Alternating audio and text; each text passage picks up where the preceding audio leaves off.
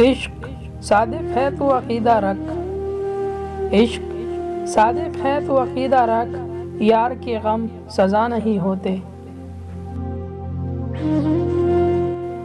इतना शदीद गम है कि एहसास गम नहीं। कितना मुश्किल है मनाना उस शख्स को, कितना मुश्किल है मनाना उस शख्स को जो रूठा भी ना हो और बात भी ना करे।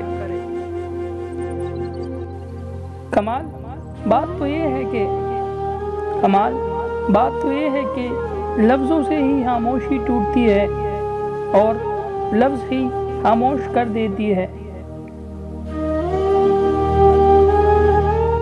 सुना है बोले तो बातों से फूल जड़ते हैं, सुना है बोले तो बातों से फूल जड़ते हैं। ये बात है तो चलो बात करके देखते हैं।